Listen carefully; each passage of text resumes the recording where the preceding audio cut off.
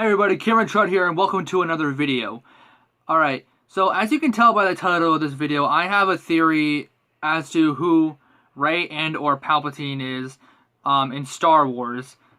And it's kind of sort of a bit of a stretch, because in order for me to explain what I need to explain, I have to talk about Legends, and please don't say what happens in Legends isn't possible in canon, because in The Last Jedi, spoiler alert, Luke makes a force projection of himself, and that's never been possible up until The Last Jedi, because the force projection ability is only possible in Legends, but not anymore.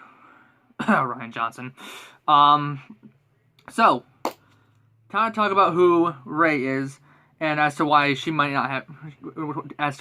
in theory she might not have parents, because throughout The Force Awakens, we see Rey kind of trying to find herself and whatnot, and the biggest question about her is, who are her parents? Why is she so strong on the Force?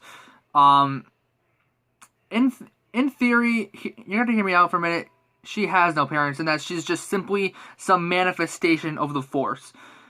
And going both in and outside of Legends, midichlorians are basically these microscopic, almost like organisms that just kind of exist, and that can be used to create actual living creatures into just simple manifestations of the Force.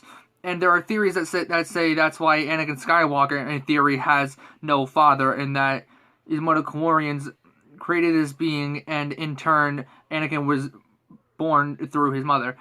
And so, what if Rey is some kind of manifestation of that? But for that to be the case, someone that would have to have had created her. And one of the biggest theories right now going into the Rise of Skywalker is that she's a contingency plan for Darth Sidious to maintain control of the galaxy, which in this way makes sense, because if you played Star Wars Battlefront 2, one of Darth Sidious's contingency plans was Operation Cinder, but apparently he had over 300 contingency plans just so the Empire can maintain control of the galaxy in the event of its death. And so, as powerful as he is, the theory suggests that he created a manifestation out of the Force, in turn creating Rey to eventually regain control of the galaxy himself. And that's why we see her as a Sith in the trailer. But I guess supposedly Disney plans to reveal Palpatine as a puppet, and that the Empire was secretly ruled by a woman the entire time. There's not a lot of people are a little outraged over that, but there is something that kind of makes it plausible. Abeloth. You know, if you're wondering who Abeloth is, she's in Legends the most powerful Force being to ever exist, and she's a pretty crazy character. Now it's time to now I need to kind of explain who Abeloth is, as to why I think she is going to be the woman behind the Empire, so to speak. And she's a character from Legends, and again, people say that what happens in Legends is not canon to the movies, which for the most part they are, but again, the Force projection that Luke used in The Last Jedi is only possible in Legends. That ability is only possible in Legends, but Ryan Johnson over here, he decided to put that in canon for whatever reason. So it's anybody's guess at this point. But anyway, so Abeloth in Legends, she was 1,000 years before the Battle of Yavin. She was born immortal, or mortal human, and so she was just like me, you, Luke. She was a regular human, and so and she was kind of a servant and wife to the ones who were celestial beings, and she was the mother to a son and a daughter of the family that she married into, and she saw the power that they had, how strong they were in the Force, how much knowledge they had, and she wanted all that for herself. She wanted to be like them, if not as powerful or more powerful. And so she went to the planet she was on had two nexuses and essentially a fountain of knowledge, essentially. So, and she herself went into the dark side nexus and the light side nexus, and then put herself in that fountain of knowledge, and in turn she became one of the most powerful beings in the galaxy.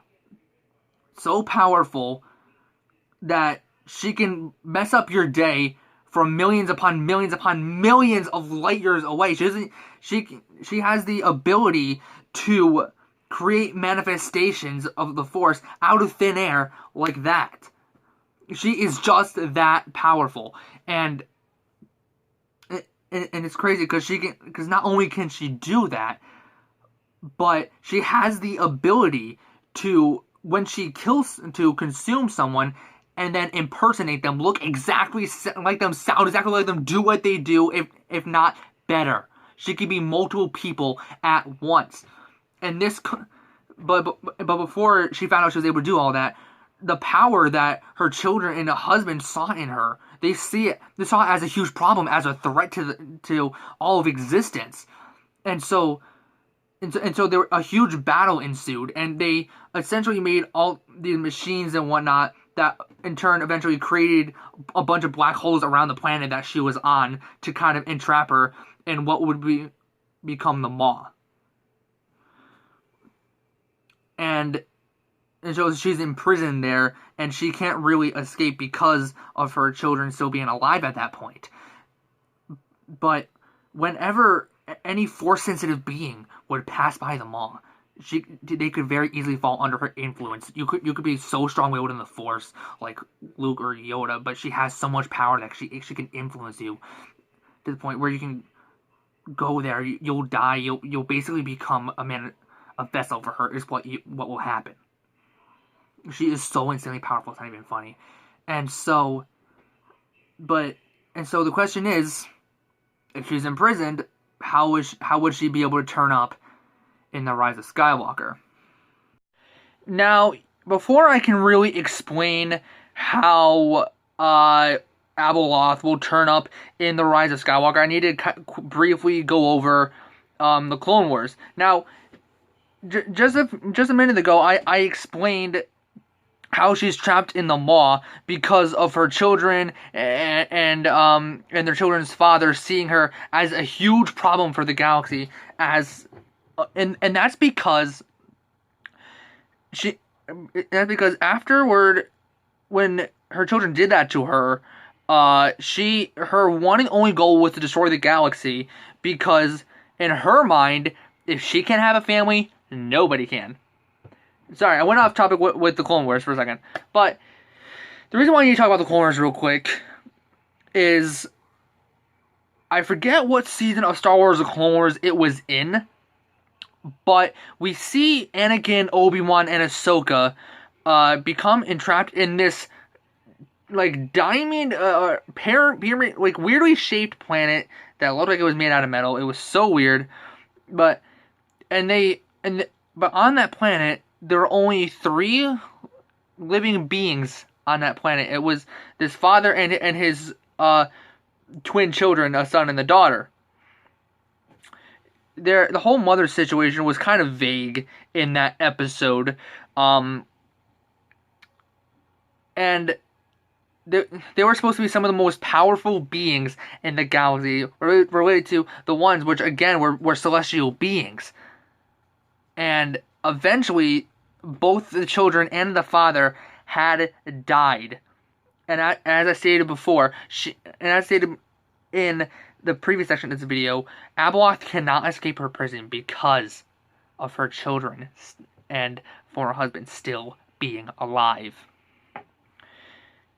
And the only time she even had a chance to escape was if there was this huge surge or disturbance in the Force. And there is no doubt that she sensed that, because in the Legends story, like I said, she's the most powerful being in Legends. She sensed that disturbance, and that was her moment to escape, to destroy the galaxy as she saw fit. Her power is so immense, so huge that no one knows the full extent of it. Sometime after the rebellion had won, Luke felt this disturbance in the Force, this inconsistency, and tried to seek it out, only to find Abeloth, but not in her true form. It was one of her many avatars or manifestations that she made of the Force. Long story short, a battle ensued. It was a long battle.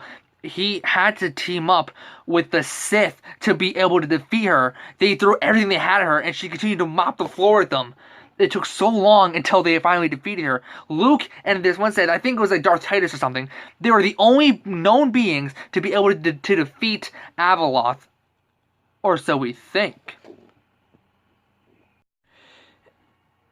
Alright. Now, as to how Abeloth will return, even though she was defeated by Luke and Darth Titus.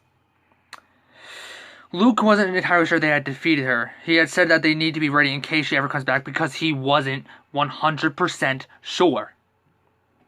Now, how do I think Abeloth's going to come back in the Rise of Skywalker? It's because of of people saying that in theory Rey is a contingency plan for Palpatine, essentially. And it got me thinking, and I thought about Abeloth after watching a video about her. As powerful as she is, what I think is going to happen, because both in The Force Awakens and in The Last Jedi, we have no idea who her parents are. We have no clue as to who her parents are. In The Rise of Skywalker, when she went to go find Luke, she went into the dark side cave. And she wanted to know who her parents were. And we see these two silhouettes merge into one, revealing to just be her reflection. So, my theory, she has no parents. It's just her. She's this manifestation of the Force, created by Abeloth. And then, in turn, Abeloth's going to use her as a vessel. Because with Luke being the only one to ever able to defeat Abeloth, she had to have waited so long to complete her goal of destroying the entire galaxy. Because if Luke is the only one who was able to defeat her, granted, he has to team up with someone, but he still did it. He still defeated her. She was probably worried that he would do it again, so she waited for him to die. And she was able to sense that he was gonna die, so she created Rey out of nothing. So that when when Luke died, as he did in The Last Jedi, she'd be ready. And that's why we see Rey turn up as a Sith in the second trailer for The Last Jedi from the D23 Expo. She waited for so long for Luke to be dead, just so she can have that level of assurance that she will be able to continue her plan of destroying the galaxy. Rey has no parents. Rey is a manifestation of Abeloth, just waiting to be possessed by her, so she can not take over the galaxy, but obliterate it. Alright guys, thank you so much for watching this video. I had a lot of fun making it, I had a lot of fun talking about it. Let me know what your thoughts are in this theory, how possible you think it is. If you want to add on to it, please do. If there's a couple things that I may have missed to explain about Abeloth, please let me know in the comments below. I had a lot of fun making this video. Thank you all so much for watching. Subscribe for more content if you have not already. Leave suggestions for theories or anything that you want me to go over on my channel in the comments below. Thank you all so much for watching. Hit that notification bell. I will see you next time.